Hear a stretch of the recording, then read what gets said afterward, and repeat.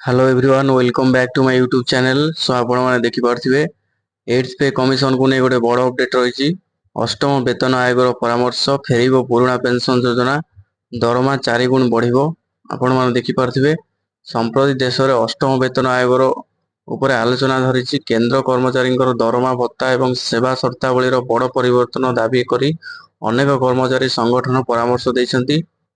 जदि यह प्रस्ताव गुड़िक कार्यकारी कराए तेरे सांप्रतिक वर्ष गुड़िक कर्मचारी वेतन में सबुठ बड़ परिवर्तन हो पारे। आपण मैंने जानते अनेक सरकारी कर्मचारी कौन कर परामर्श देते फिटमेंट फैक्टर केते रही। तो ये देखिपे फिटमेंट फैक्टर को लेकिन बड़ अपडेट रही। आमर वर्तमान जो सप्तम आयोग रही अधीन बर्तमान 18,000 टका बेसिक पे रही।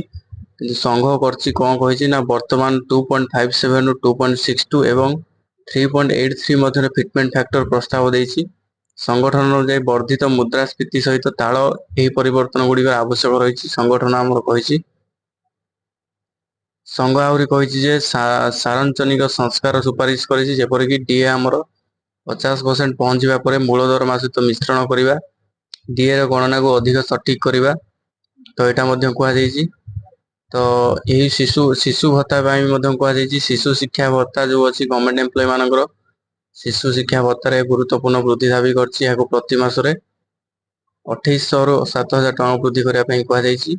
आदि आम फिटमेंट फैक्टर आपर देखिपे जो रुहे 3.83 मध्य 2.57 रु 2.62 भितर रुहे आपंकर जो वर्धित दरमा रही आप 3.83 रे 50,000 टू 60,000 हो लेवल 1 कर्मचारी मान जो गोटे बड़ अपडेट रही।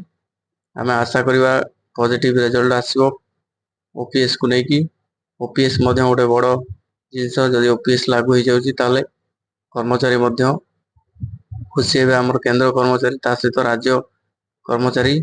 सो देखा आम आशा करवा कौन रोचे। सो यहाँ रही आम पेंशन को लेकिन बड़ अपडेट फेर पुराणा पेंशन।